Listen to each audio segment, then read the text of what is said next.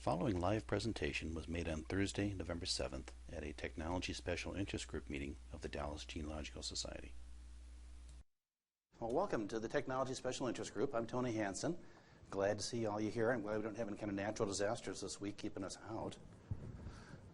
How many of you have scanners? Okay, I guess that explains why you're here. Good, okay. This is going to be kind of a potpourri of things that I've pulled together to try to help myself and to help all of us understand how to make more effective use out of your scanner and how to get more effective end results, which is the things that you're trying to scan. The things that we're going to try to answer are, what affects the quality of the image that you are creating when you scan something. And what we're going to look at are things like image type, color depth, scan density, the file format. We're going to take a look at the document or the image itself, and then some features that may or may not be available on your scanner. And so by the end of tonight, I just hope that these things are going to seem like less strange terms to you, and you're going to understand in a lot more detail what they mean and how they impact what you're doing. There's lots of different kinds of scanners. Tonight we're primarily, in fact, completely going to be focusing on a flatbed scanner. What I have to say doesn't really apply to a wand or a hand scanner or much even to a flip pad. I'm talking primarily about a flatbed scanner, hopefully very much like what you all have at home. I'll be talking about my scanner because that's what I use as an example, but I think the features are kind of generic and should apply to what you're going to find when you go try this at home. So how does a scanner work? Now, this is just real basic stuff, but it has its own light source. It has a little photosensitive thing that converts the light into some kind of a digital image. And that sensor is just moved across the document, and it stops and it scans a row of stuff and then moves over and scans again. It just does that until it's completely scanned the whole document and stores it as a digital image. And it's repeated over the entire image. So now here's my high-tech, fancy animated from my previous presentation, but the document usually goes flat, face down on top of a glass plate, and then underneath you have the light source, the sensor, and then actually there's a bunch of mirrors that do a bunch of tricky stuff, even trickier than our politicians and our budgets. And the light comes down and reflects through all those mirrors, gets on the scanner, and gets written into memory. And it literally does just scan and then move to the next place and stop and scan again and then move. So the scanning piece is actually just a very thin strip of a bunch of sensors, and it just keeps getting moved and stops.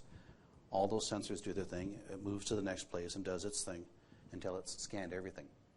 So the way that you can kind of picture it if you've got a really bad artistic talent like I do is it'll stop and scan one row of stuff. And for every little pixel that it can sense, it'll look up there and say, well, okay, there's something bright there, so there's a light. Oh, it's dark over there, so that's black. And it just does that across the whole row, kind of like the rows on the ceiling here. And then it steps down and gets the next one, and steps down and gets the next one, and it just keeps doing that, sequentially scanning all these bits until it's done. All right? Oh. So that's Scanner 101. Well, you recognize it. It's a digital representation of something. All right, so let's back up. So each one of these circles then represents something known as a pixel. And a pixel is the smallest discrete element in a digital image. Good evening. We're just getting started. You haven't missed much. So a pixel represents the smallest possible thing that a scanner can sense. And again, what the scanner does as it's looking at a spot is it just makes a decision. It says there's either something there or there isn't. Now, for some of the image types we're going to talk about, that's as simple as it gets. In other cases, it doesn't sense just whether there's something there or not. It also senses the color of what is there. But that leads us into the first property of a digital image, which is the type of image that you're scanning. And there's three kinds that you can select on most scanners. Something that's known as black and white. You can do a color scan, or you can do something that's known as a grayscale. So that's one of your primary choices that you get to have when you're scanning something is, what kind of an image type am I trying to capture here?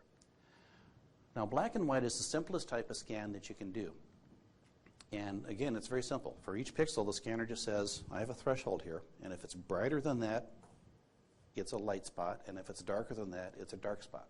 It's literally dark or white, and it's nothing more sophisticated than that. So as a result, each pixel can actually be stored in one bit. So it's a very concise, very compact way of storing images. And so this will result in the smallest file you can possibly have if you scan something. But it's also not very useful because the quality of the images you get using this format isn't really very good. So for example, here's a scan I did in black and white. And for this type of a document, it really works very well. It does good with lines and boxes and with fairly simple type of print like that. So if you have a simplistic image like this, a black and white scan can actually do a pretty credible job. And in this case, this file was only 1 kilobyte worth of file. So it's a pretty small file. Now I scanned it again using a grayscale, and we'll talk what grayscale is. And you can see the difference between that image and this image really isn't that great. But look at the file size. This is 8.7 kilobytes. So it is considerably larger than a black and white one. But if what you're scanning is kind of black and whitish line in nature, a black and white might not be a bad choice if you're really trying to keep your file sizes down small. On the other hand, if you're trying to scan something like a picture that has lots of texture to it and lots of shades of things, black and white, it does an amazingly good job, but still, it's not a really good picture compared to this grayscale version of it. You can see there's a lot more resolution in there, and that's more recognizable as a picture than this is. But again, look at the file size, 311K for this and 2.5 meg for that. So there's a trade-off as you start using some of the higher resolution and higher capability images. If the image justifies it, it's great. If the image doesn't, you may not have to go to that extent. So that's about as much as we're going to talk about black and white. The next one is color. And so you can scan in color. And the way scanners and computers deal with colors is they actually, if you think back to your kindergarten days with finger painting, you have your 3 primary colors. So it records the red component, the green component, and the blue component, and mixes those all together and comes up with all the colors of the rainbow, which still seems kind of magic. Each primary color can be stored in some digital representation. We'll start with an 8-bit one. That's kind of the bottom end of the scale now, but what most printers do by default. And so what happens is you take your color and you mix the different components. Now this is an example of basically black, and black is a complete absence of any color. It's dark, okay? And so I don't have any red component, I have no green component, I have no blue component, I have nothing, and you get black. Okay? On the other end of the scale, if I crank my red and my green and my blue all the way up to the maximum values, and 255 is as big as you can get with an 8-bit word, I get white. So white literally is all of the colors of the rainbow mixed together. That's why if you take white light and run it through a prism, what a prism does is it takes, what happens in a prism is the colors, different colors travel at different speeds. So they kind of bend as they go through there. And so this nice straight white light gets all spread out into all the colors of the rainbow. And it does that because it really literally is all of the colors mixed together. And so those are kind of the 2 extremes. Black and white is always going to be your choice no matter what kind of an image type you're using. Black and white, it's in the name, I guess you can get that. And even color, you start with black and you end with white and you have all these nice colors in between. So for example, if I crank up just the color component for red, then I'm going to get a nice vibrant red, green, blue, or anything in between. So by varying the components of the 3 primary colors, I can pick any of those colors in that rainbow chart up there. Okay? That kind of clear to everybody? Good, because we're going to come back to this too. It's kind of an important point for understanding images. When you save color, good evening, come on in. As I said, each primary color is stored as a binary word, some kind of a binary number. And so at the bottom end of the scale, you can have 8 bits for each of the 3 colors. It ranges from 0 to 255, which gives you 256 possibilities for the range of red, another 256 for blue, and another 256 for green. So when you put all those together, you end up with a 24-bit word that is, all of the 3 color components. And so this is referred to as the color depth. So with 3 8-bit storage places, you have a 24-bit color depth. And that's just one way that is used to describe how I'm storing the colors. It is possible in many scanners to go to a 48-bit color depth. And that's just taking 16 bits for each of the 3 primary colors. Now all that means is that you have many, many more finer granular steps in your color choices, but you still start at black and you still end up at white. You just have a lot more possibilities in the palette if you're using a 48-bit color depth. Now, even at that, the analog purists, the people that love color film and don't like digital and all that, say, well, yeah, but you're still limited. If you look up at the sky, it is just an infinite number of shades of blue, and I don't care how many bits you give me, you can never do it perfectly, not like my Fuji or my whatever kind of my film is. And so that's where you kind of get this, the film purist versus the digital purist in photography, always arguing about how good is digital or how bad it is. But that's kind of behind the scenes what they're talking about when they're talking about the finite number of values of colors that you have to work with. Now, interestingly, if you take equal parts of red and green and blue, the same values for all of them, you end up with shades of gray. And that's how you come up with what's known as the grayscale. So in gray, you just always have exactly equal parts of the three primary colors, and no matter which color you pick, you're going to be somewhere on the grayscale. The thing that's advantage about the advantage of the grayscale is that since every value, each of the three components, the red and the green and the blue, are always the same, I don't need to store all three of them. I'll just pick one.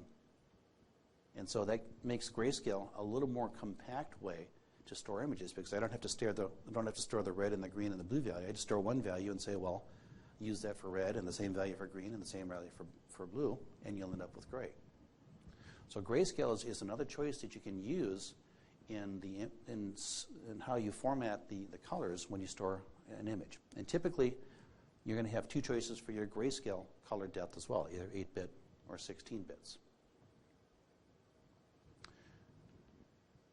So here's a picture I took out of the Dallas Morning News. I scanned it at 300 dots per inch. I saved it in the TIFF file format. We'll get around to file formats in a minute. And I'll saved it in an 8-bit grayscale. And so, that's what you get. Now, it was a black and white image that I started with, so, there's no color loss here. And let's see what the thing looks like when I go over to a 16-bit grayscale. If you look, I had to squint a lot, and hopefully this monitor is going to let us do it. Where I see the biggest difference is right in this area of his vest. It's a little more defined there in the 16-bit than it is when we go back in the 8. It kind of washes out just a little bit. So, I think in this case, you do gain a little bit of resolution by having that many more shades of gray to choose from. So this is one example of where if you're doing grayscale, maybe a 16-bit might be worth it over an 8-bit. Now, I did the same thing in color, and I don't really see much of a difference. So there's the 16-bit grayscale, and there's the color. I'm not sure that the color really does that much more for you.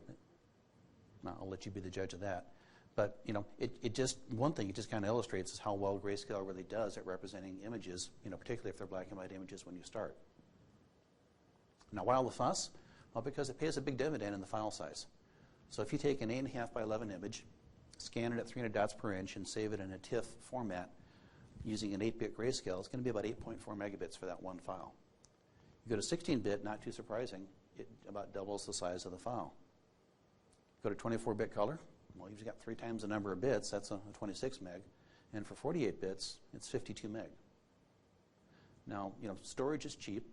It's getting cheaper, but still, it just kind of makes you think that, well, heck, I'll just always do 48-bit and, maximum bit density, and who cares? Well, you see the bit density has a big impact on this as well. So, if you are trying to keep your file sizes down to, what's reasonable, the image type that you select can have an impact on you and might start shading your thinking as to what you select when you start doing the scanning. Okay, so that's kind of it for image types. Does that trigger any questions or thoughts or anything about that?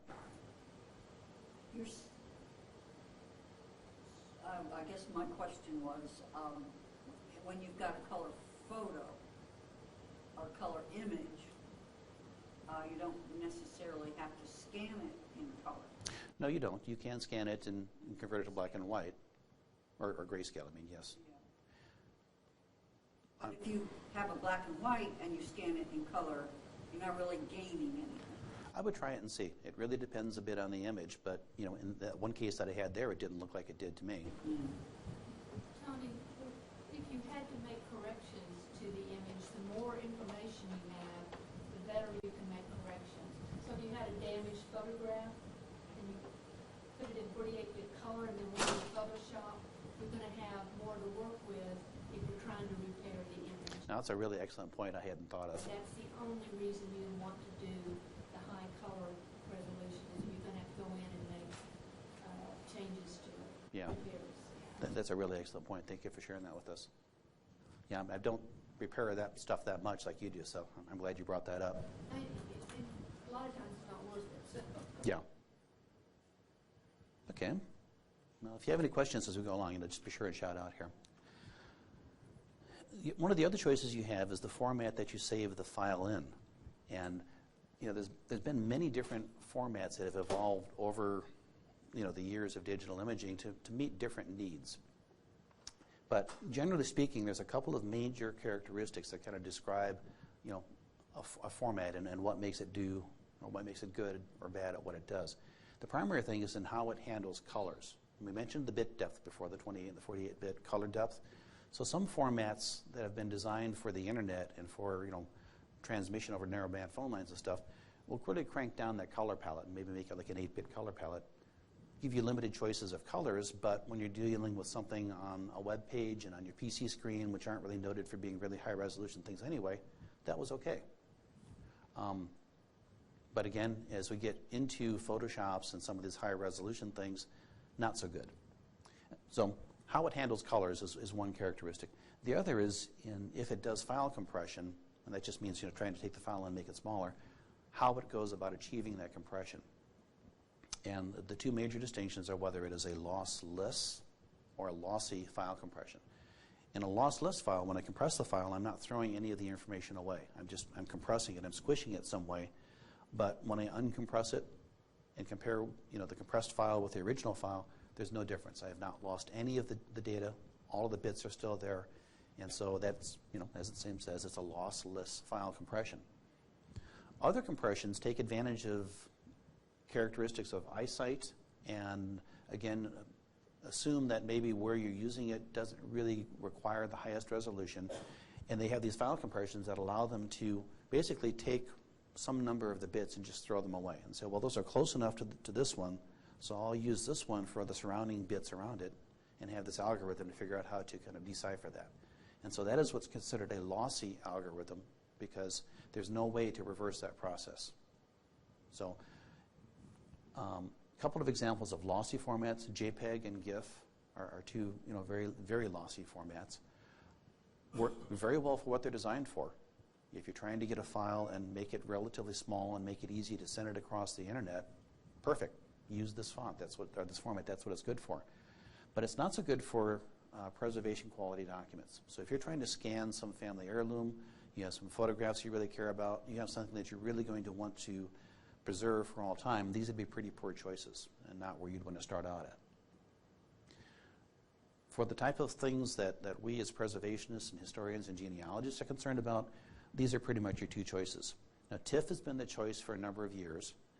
It's a very good, widely respected, well-used format. Its big drawback is it doesn't have any built-in compression. And recently there's emerged something called JPEG 2000, which is very different than JPEG. Don't confuse those two. JPEG, lossy, bad. JPEG 2000, non-lossy, good. So it's very confusing because they both say JPEG, but there's a big difference. So JPEG seems to have all of the ability that TIFF has in terms of storing images in a very high quality way, and it has the ability to also do some lossless file compression. And so this seems to be emerging as kind of the standard of choice. And going forward, I think you're going to see TIFF kind of lose ground and JPEG 2000 gain it. Now, unfortunately, my scanner is not new enough to support the JPEG 2000 directly, so I can't scan to a JPEG 2000. But it is possible to convert between file formats. So, and we'll get to that in just a second. Another one that's very popular is PDF. Now, PDF is a format created by Adobe. It's really widely supported, and it does a really great job of taking images, cutting them down to small, manageable sizes. It's really good at supporting OCR technology, or optical character recognition. So if you go on our website and look at all of our newsletters that I've scanned and updated, you'll see that they're all up there in a PDF format, and I've done the ODR or the OCR conversion on it, so you can do keyword searches and all that kind of stuff. But that wasn't how I created them. You can, on some scanners, scan directly to a PDF file format, and that's okay if you're doing bills and things that you want to email real quickly. But for images you really care about, the best thing to do is to scan it, first of all, in a very good preservation quality format like TIFF or JPEG 2000, because it is possible to convert those formats to PDFs and to other things as well. I mean, you can create JPEGs from those. So for documents that, again, are documents you truly care about, you want to scan them in the highest resolution and preserve them in a very good high-quality format like TIFF and JPEG 2000 to begin with, and then make derivative images from them. If you want to put something on the web, convert, take that TIFF or that JPEG 2000 and make a JPEG version of it. You want it in PDF? Fine, convert it to PDF, but make sure that you have the image that you really care about in a real high-quality, preservation quality format that you can, never have any data loss from. But as I mentioned, JPEG is very good at compressing files. I can take this 8.5 by 11 image, scan it in 8-bit grayscale at 300 dots per inch, and save it in JPEG format, and it's 477 kilobytes. Same thing in a TIFF is about 8.4 meg. So, JPEG achieves great compression, but at great cost to the data. The other thing about JPEG too is if you save it and then take it into an editor and do something and save it again and take it into an editor and save it again, you're continually losing some of your data. And over time, if you keep working in a JPEG format, you will lose some of the resolution of that photo and it will continue to deteriorate. Now you can convert between formats, and so some cameras, for example, will only allow you to save the photos in a JPEG format. You have to get up in either some newer cameras or some higher end cameras to be able to save it in what's called a RAW format or some other alternatives where you don't have to deal with the JPEG stuff. So if you have a camera that only does stuff in JPEG, you still can take it out of the camera in JPEG, but you can then immediately save it in a TIFF or a JPEG 2000. Now you can't undo the data loss the camera did to you, but you at least can preserve that image is going to be as good as it's ever going to get and not continue to get worse. You can do image managing or image changing by taking it into an image management software package as, say, JPEG, and then save it as TIFF, and vice versa. You can go between formats that way. And there are even some batch file conversion software programs. A lot of them say, okay, we'll take all these and convert them from, take all these from TIFF and make them all in JPEG or what have you. So you've got a number of options that you can go between the formats. Just bear in mind that if you're going from something that's a lossy format to a lossless, you're not really gaining anything. You're just kind of locking stuff in. So, but you're not locked into the one format the moment you create it. You can move it around and change it to other formats if you want to. Yes? I've always heard about you're losing quality on JPEGs if you save it. Now, is that if you, let's say I have a JPEG picture and I export it, save it, and then I export it. Is it every time I export it the one that's in my iPhoto program? Is it curated, or is it version 1, version 2, or version 3? What you have to do is take the image and save it, and then open it up with another editing package, make some changes and save it again, and then open that image up and save it. Every time you open it, do something with it and save it, you're having a further deterioration of your quality. Now I tried this because I really wanted to show this to you, and I did it about probably 15 times, and I couldn't see anything.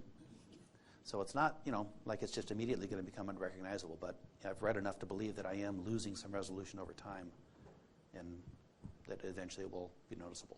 Just opening it up in my photo editing program and closing it back down. Don't save it again. Yeah, it's the saving of it that does it. Now I open it up, make some changes on it, then obviously it's saving it back down with these changes. Yeah. So again, what I would recommend is create it in like a TIFF or a JPEG if you can, and work from that and save it as JPEG every time, because it will lose some of the sharpness if you keep saving it over and over again. I have on good authority. I haven't proved it yet. Another characteristic of scanners is something known as the optical resolution, and that's just how finite the scanner can, how close together it can pack the bits. Scanners have two types of resolution, both measured in pixels per inch. So the horizontal resolution is the resolution of the imaging bar. So it's the thing that kind of sits there and says, okay, I'm going to take this stripe of the document, and there is a maximum resolution that thing's capable of. There's also what's referred to as the vertical resolution, because bear in mind, if this is the scanning bar, it's like here right now, and I'm going to scan all the stuff on this stripe, and then I'm going to move this thing over. and then I'm going to scan the stuff here. So the vertical resolution is how finite of steps I can make with that physical movement of this thing as I move it across the document. Now, in older scanners, you used to find your optical resolution sometimes was maybe twice as much as your vertical resolution, because one is kind of electrical and semiconductor and substrate based, and the other one's mechanical. It's got a motor that's going to move it and variants and stuff. Newer scanners are pretty much, the ones I've seen are all pretty much the same now. So you get whatever by whatever, and that's what you get, but not always. Tony, that's not something you change. That's something you can't make different settings. Yes, you can. Oh. At least on my scanner, I can. Oh. I can change it from 50 dots per inch to 12,800 dots per inch, and most scanners can.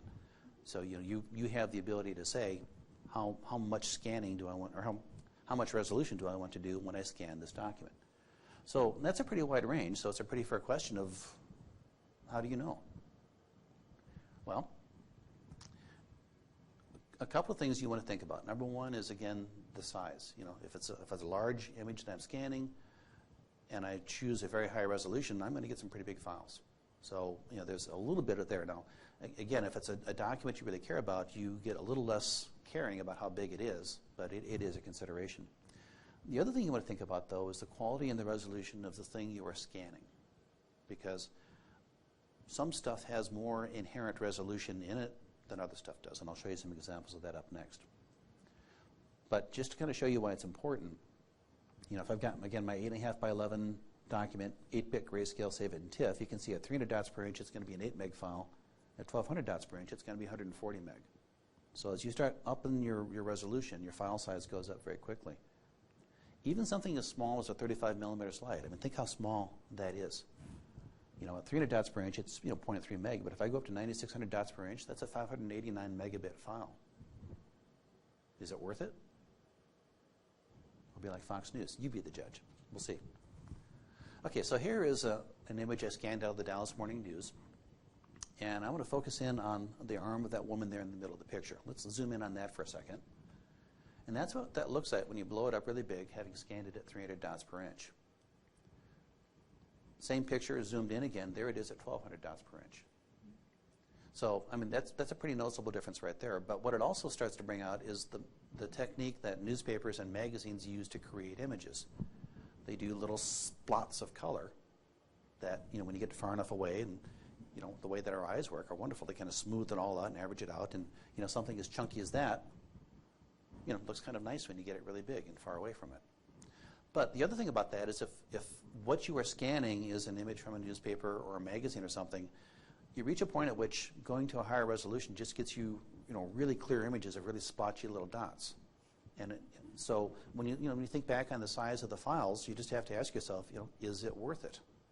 You reach a point at which you say, okay, I've got enough resolution here because I'm really not getting more, or maybe if you are a historical organization and scanning newspapers associated, some topical this week of the JFK assassination, yeah, you might do this at 9600 dots per inch because they're really important documents.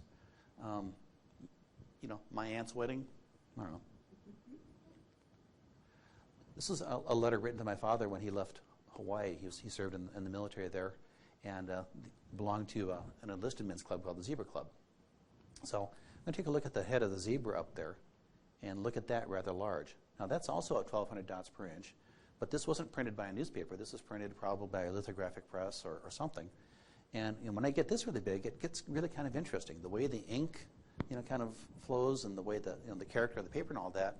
That might be an image if it's significant to my family. I might scan that at a little bit higher resolution because I think there's some really interesting stuff in there that might, make the file size worth it. So, if the type of image you're scanning is not produced by a newspaper or a magazine, it's not a bunch of little splotchy dots, you might want to throw a few more bits at it. Film gets really interesting. Negatives and slides and what have you have got a tremendous amount of resolution in them. And if what you're doing is worth, well, so just bear that in mind when you're scanning. So this is again a 35 millimeter slide, and I'm going to focus in on that woman's face down there and zoom in on that quite a bit. So remember again, slide is a teeny little piece of film. So there it is at 300 dots per inch. Kind of looks like Art Deco, doesn't it? But not a lot of resolution there. Now there it is at 4,800 dots per inch. And so, bear in mind, think of how small that piece of that picture really is. And at 4,800 dots per inch, that looks pretty good. Even at 9,600 dots per inch, that's still looking pretty darn good. And if I really zoom in on that, you can almost start getting down to where you can start seeing some of the images on the emulsion of the film here. And so, the point of this is that if the thing you are scanning has a lot of resolution in it, then, and it's an important thing to you or a significant thing or whatever, then you might be justified in scanning at some pretty high bit rates, just again bearing in mind how big that file is going to be, even though it's a little tiny thing that I'm scanning. So the whole message of this is just consider the source quite literally. Some things don't justify really, really high resolutions, unless they're extraordinary documents. A really good resource for trying to figure out how you might set your scanner for different kinds of things is available from the University of North Texas, the people that do the Portal of Texas History. And they have this online guide, and it just lists a whole bunch of different kinds of documents and makes recommendations for your bit depth, the color space, the resolutions, and those kinds of things that hopefully after tonight are a little more familiar to you now and don't seem quite so foreign when you look at them. So it's a much bigger thing than I was just able to show here. It's a big, long list, but you can go there and look up the type of document that you're scanning and at least kind of get from some professional curators some suggestion from them of where you might want to start for setting up your scanner and getting it in a way that makes sense. Speaking of scanning, and since I showed you that slide that I did, I just want to share with you something that my scanner is capable of. That white piece there is normally on the inside of the lid, and when I'm doing documents and stuff, that's what holds it down on the glass. But what I can do is I can take it off, and my scanner has a light in the lid, and it has a little holder that comes with it. So you can see I've actually got 4 slides sitting in the holders there. And then in my software, I can tell it that I'm doing a positive film. It turns on the light, and it will scan those places. And so it's a real nice little setup for kind of a low-end, medium-end consumer scanner, and I really like that. They don't make this anymore, which is really kind of unfortunate. It's been a really good scanner for me. But those are some of the features that attracted me to it when I bought it. What is that? It's an Epson 4490 photo. A couple of other features that I have available in my scanner, particularly this one, something called Unsharp mask. And what it's supposed to do, according to www.scantips.com, and I'm quoting them because I've never been able to see a difference using this stuff, but what they say is that sharpening filters emphasize the edges of the image or the difference between adjacent light and dark sample points in an image.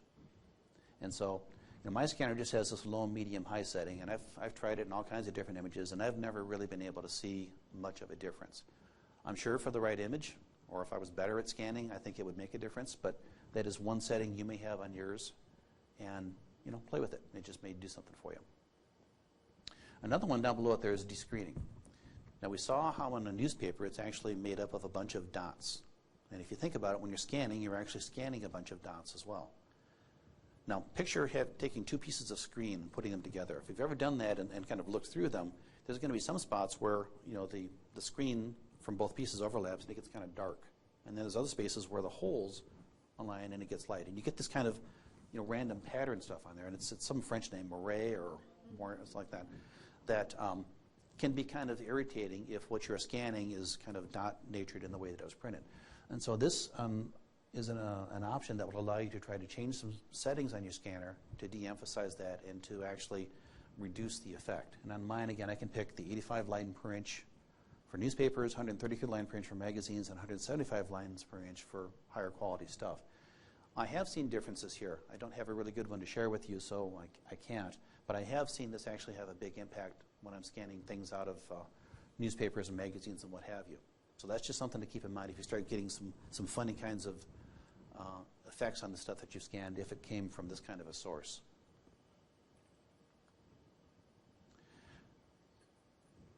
Now this part, it's taken me a long time to get my mind around this, and I still don't have it, but the topic that we're going to be talking about in some depth is something called a histogram. So if you go back to how I said computers store colors, it's actually a discrete number for the red part, a number for the green part, and a number for the blue part. And each color can then be represented as a discrete number. Anything from black, which is 0, to white, which is 16 million and some change. But every color in between can be associated with a number that is the number of the red and the green and the blue. If you take all that and say, okay, I'm going to take all the pixels in this image that I have that are at this specific color, and I'm going to plot them. And you spread that out, you'll get what's known as a histogram. It's just a statistical term. So basically, it's just the number of pixels on the vertical axis and the color on the horizontal axis. And you're all now experts at digital stuff, so you know that when I have no colors, all zeros, that's black. And when I have all of the colors, 255, 255, 255, all cranked up on the red, the green, and the blue, then I've got white. And then everything in between is going to be some kind of a number. And so if I take an image, I wouldn't try doing this yourself, I'd let the software do it, count the number of pixels in any given color and plot them, you'll get something that looks kind of like this.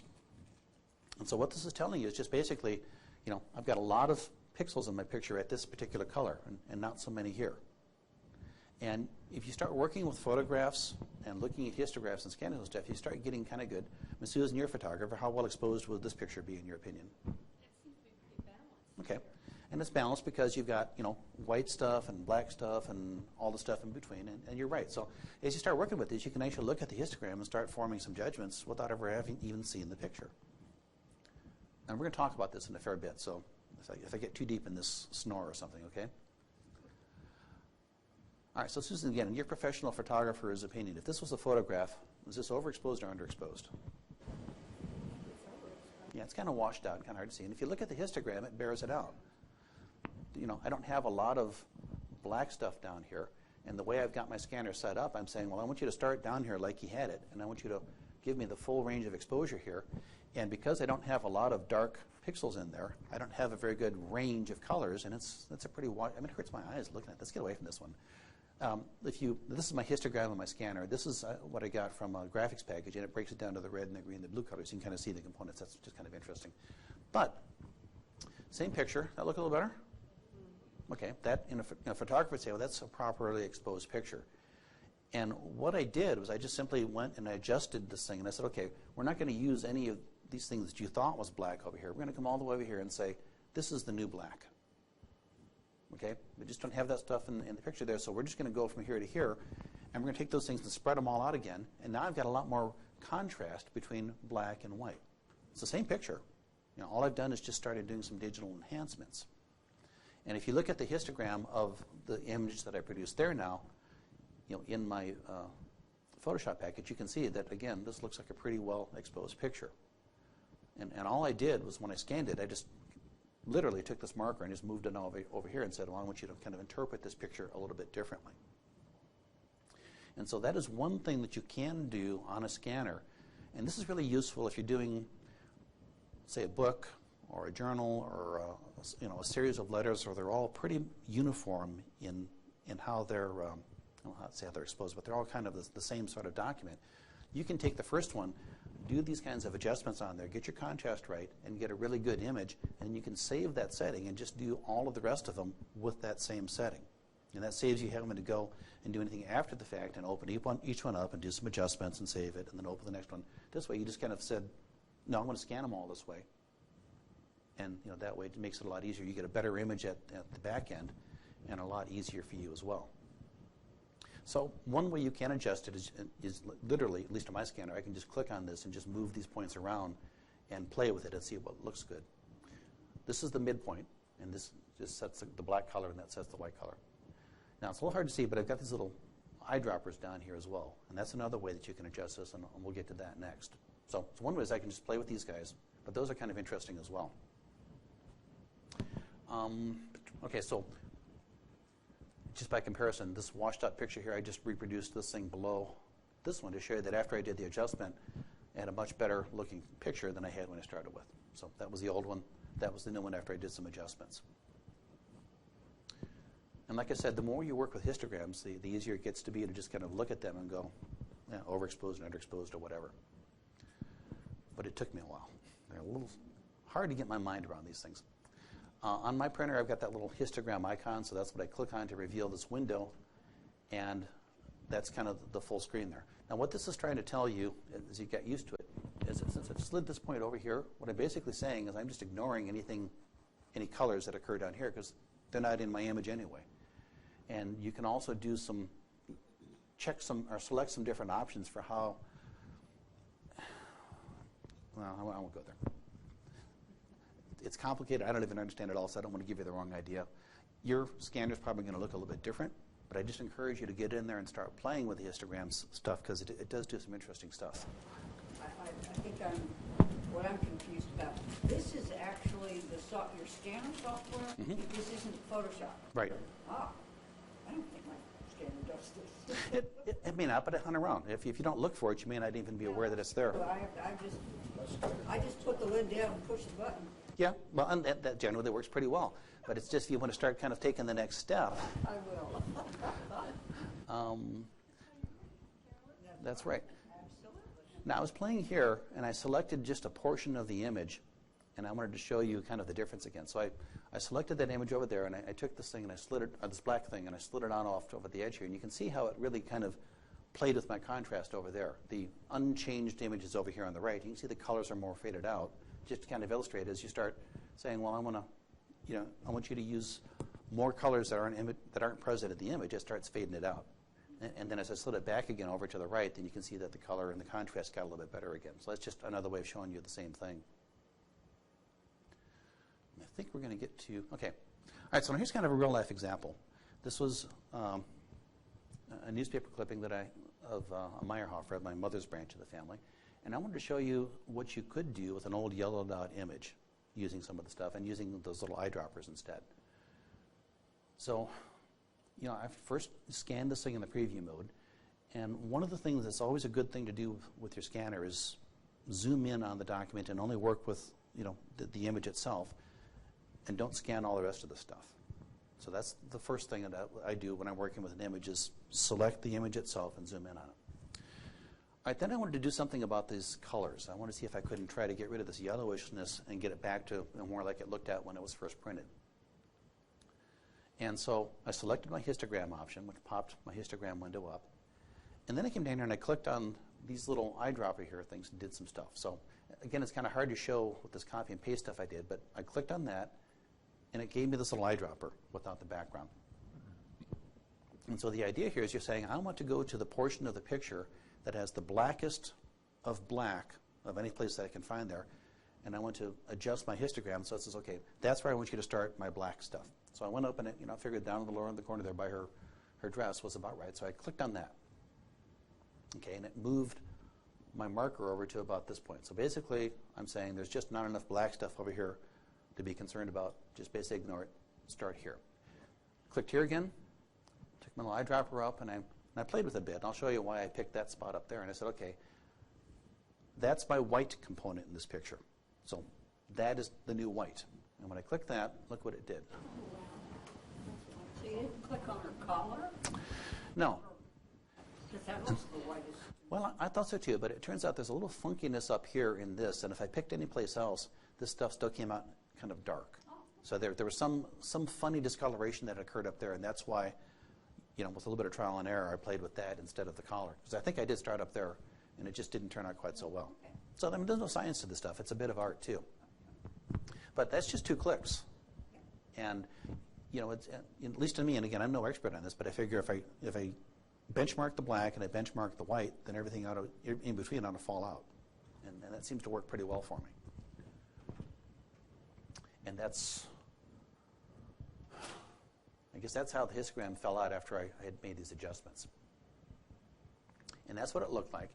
Now, it's a bit hard to tell on this screen here because of the way that it's blown up, but I was getting a little bit of that screening stuff too. So I decided to go ahead and select my descreening, and I selected for newspaper. And the end result was, not bad considering what I started with. So that's kind of the most practical example I can give you of some of the power of what your scanner can do for you. Particularly if you're doing a whole bunch of newspaper clippings, do this adjustment on one and then just scan all the rest of them. They all ought to turn out pretty close to this. Save you a lot of time in Photoshop later. And at least on my scanner, when I get something set up like this, I can save that as a particular setting and it says, old yellow newspapers, or DGS journals or whatever. And when I go back and do this again, I can just select that and say, okay, start there and save me a bit of trouble. So that I thought was a pretty dramatic difference, and I was pretty pleased with how that turned out. And I think, oh no, we're not quite there. You asked about the scanner software. You know, scanners generally come with software, and they're very well integrated with the scanner, but you don't have to settle for that. There are a couple of third-party scanning software packages out there that you can use with just about any scanner. And two of the most popular ones that I read about were ViewScan and Silverfast. And this link wasn't in the email I sent out last night. I overlooked it, but I'll make sure that I get it out to you. This is a pretty nice write-up about, you know, what scanner software can do for you. You know, these things will work with just about any scanner on Earth. And so if you have an older scanner and you're having trouble with software for it, you know, you might look to these things as an alternative. There's a lot of people who just swear by this. You know, they think, you know, Epson's stuff is junk. This is the only thing that you can use. So, you know, I've not played with it much. I've discovered it doing my research, and it looks kind of interesting. They do look like very good packages, and they're supported by very enthusiastic people who are continuing to enhance it all the time. So, you know, you might find, if you're a real purist, you know, someone like Susan who's really into photography, might be something, you know, you might find some features there more than your native scanner software does for you. So just, Are they available on multiple operating systems? I believe they are. And I'll send that link out to you as well. What's that? Silverfast is, I know. Okay. Yeah, those are the two most popular ones. There's some other ones, but these two seem to be the ones that people, you know, are talking the most about and using the most. Look, that's just for scanning. That doesn't do OCR. I don't know enough about them to know whether they do OCR or not. Probably just scanning would be my guess. OCR is a separate, because I have a scanning program, or no, maybe it goes with the scanning program. IBIS or something like that does OCR. But generally that takes over once you have the image. So if you've created the image and you have it, then you can say, okay, I want to do an OCR on that. Right. Are you doing it on JPEG or PDF file? I was doing it on text documents. You know, scan it in, and then it would be OCR of it. So it was all like one. The scanning software was all one thing. Yeah. Because in order to turn it into a document, in a Word doc instead of an image, scan it and do that. You know, and I have read a little bit too that says, you know, you would think, you know, if you're scanning something for OCR, the more resolution, the better. And I have heard kind of anecdotally, I've not seen anything to really prove this, that if you scan it too high of a resolution, it really can make the OCR job more difficult because it's got more stuff to sort through. So there's seems to be kind of a happy medium to where, you know, it's kind of optimal. They recommended 300, back in 300 people. And I guess that's probably going to depend on the OCR package itself, so they may have some recommendations.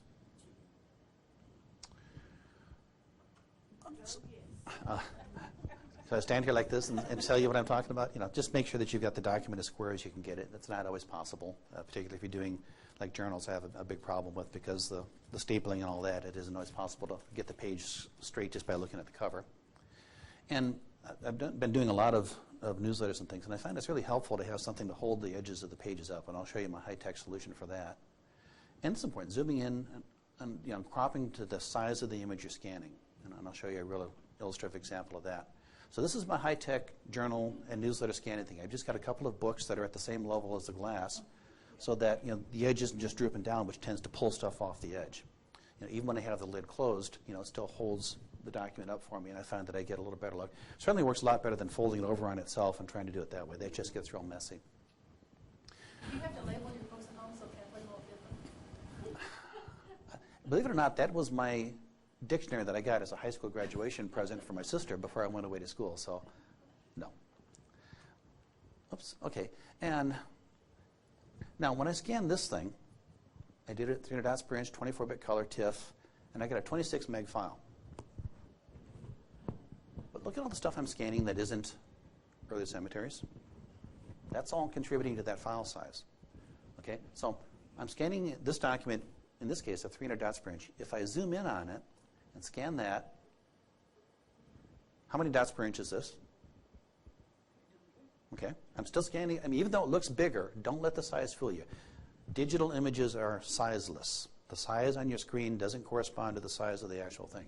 So even though it looks like I've got a higher resolution scanning here, I don't. What I've got is a smaller file. It's only 12 meg. Okay? But I'm still scanning this document at 300 dots per inch, just as I did this one. I'm just also scanning a lot of stuff that isn't document, which is making the size of the image much larger. So how do you do that? On your software, on your scanner, there should be something when you do a preview.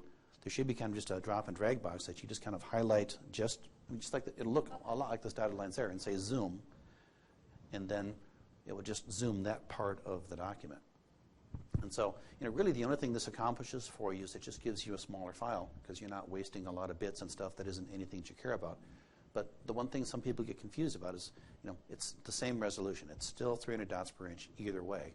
I just have only book in my image now. So that's it.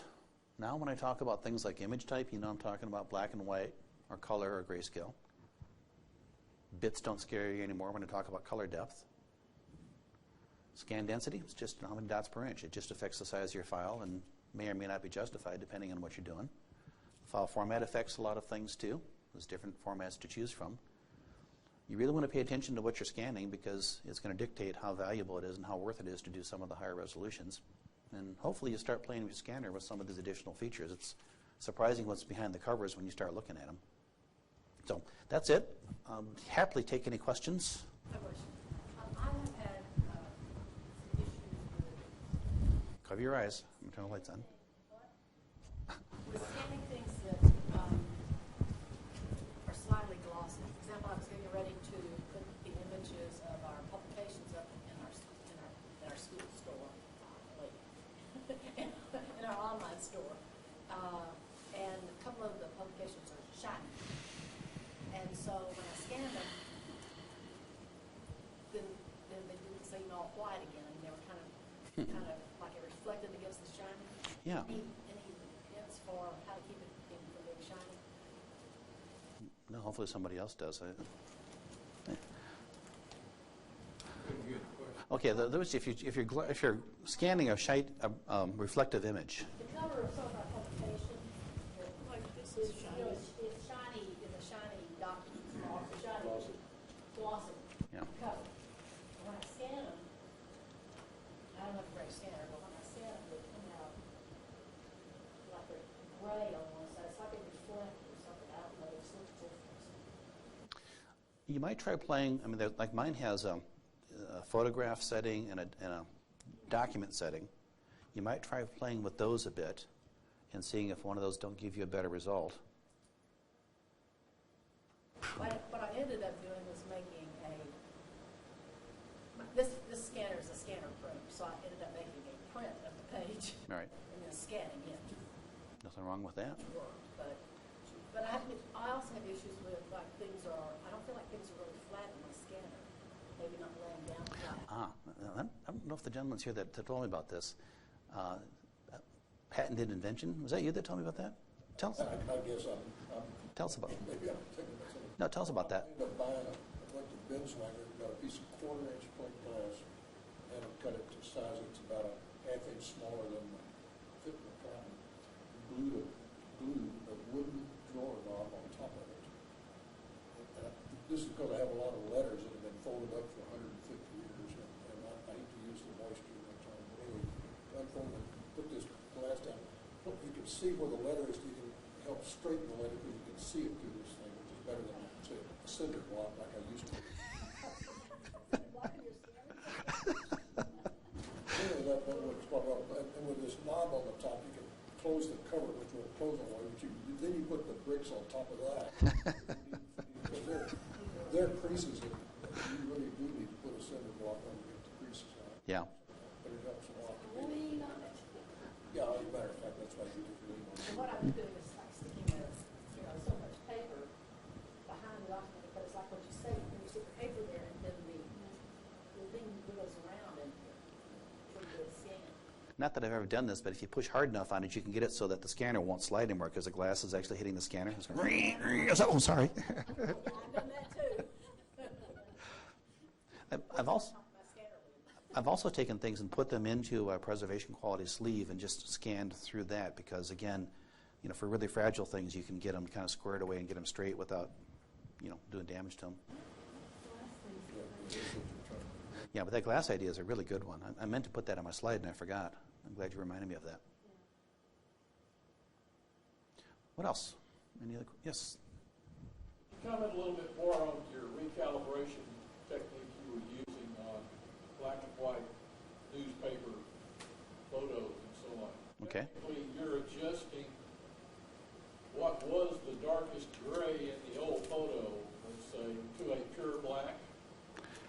should have been black? I think that's a pretty fair summary of it, yes. To some lesser black if you think that's really where it was. Yeah. You got your choice. Yeah, you got a lot of choices. And, you know, you can do the kind of stuff and really turn it, you know, artsy-fartsy kind of stuff, too. That's what some of these images are doing. But for our purposes, yes, we're just kind of trying to restore something that looks like what we think the original color was.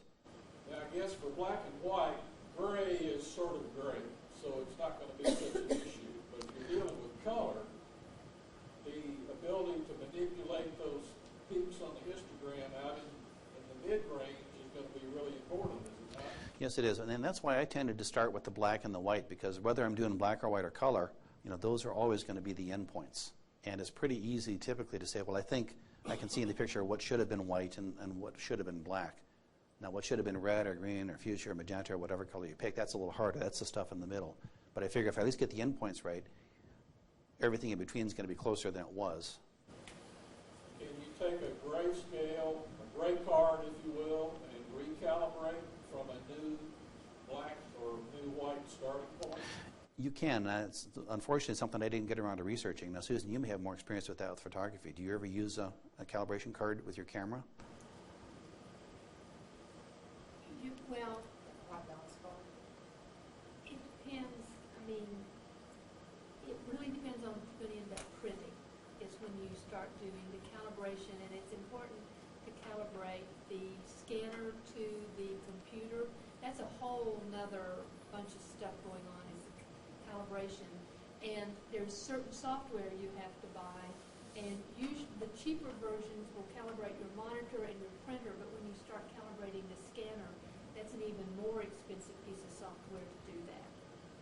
So, you know, I do not have the software to calibrate a scanner.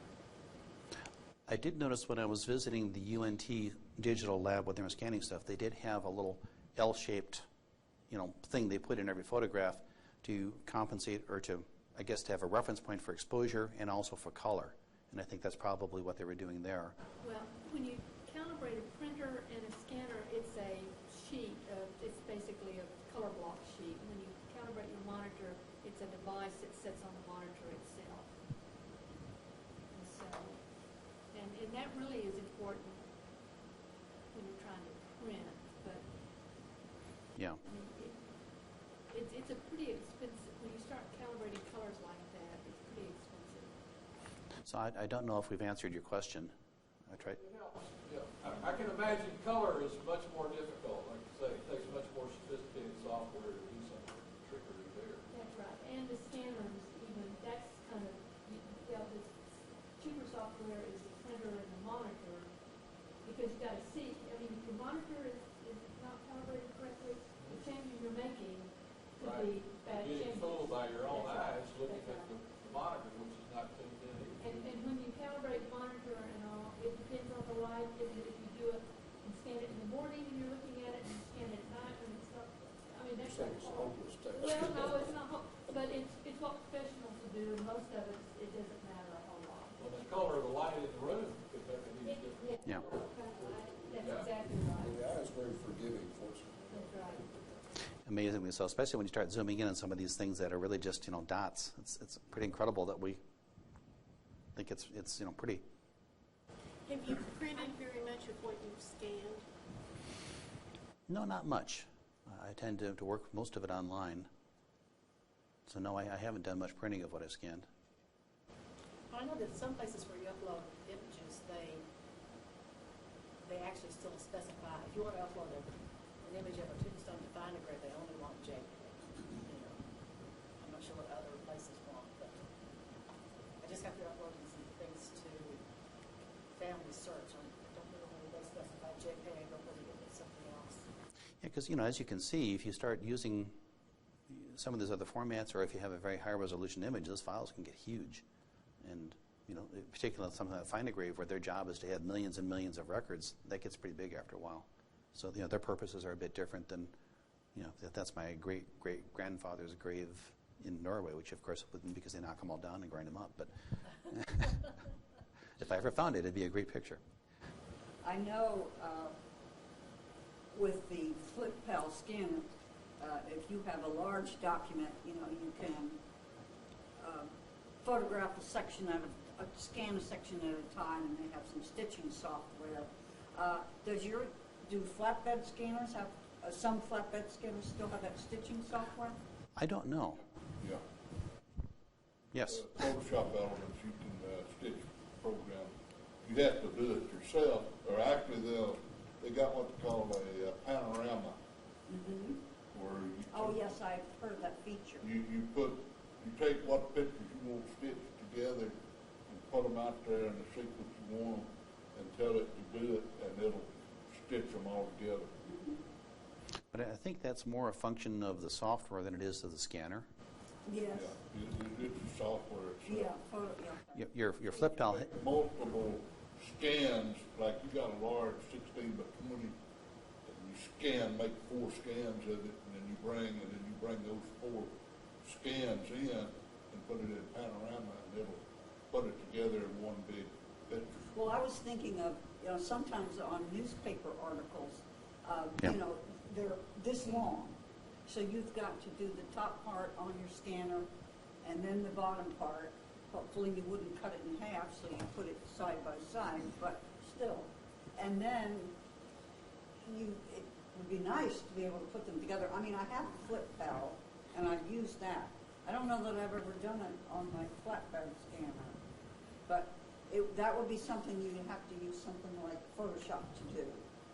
I believe so. Well, I think any of the editing software will do it. Well, no, but I meant it's not built into the scanner. It's not Right. a scanner, no. No. It's Yeah. not built into the scanner. Okay. And yes, you. For very large documents, Mm-hmm. I found several, 6 to 8 years ago, I guess it was, what used to be the Kinko shops and FedEx. A lot of them have scanners that go up to about 60 inches wide. Yeah. Yeah, they do. And I'm not sure what the limitation is in the other direction. Oh, And, okay. and they, A commercial. yeah. Yeah. And they Might don't, be they worth don't it. charge you that much. No, If no. you have a delicate document, you can put it in a cover, carrier, I guess. And I did a whole bunch of maps on behalf of the local libraries under SCU, early Texas maps. And I went over what was their Kinko's and scanned them in. It worked very, very nice in color. Yeah. Cool. Remember the resolution, the pretty high resolution, and using probably fully the color. And they turned out to be nice enough that they took several of them and recreated it from the scanned image and hung them on the walls Oh, Cool. on the library. No. And with that, thank you all for coming, and we'll see you next month.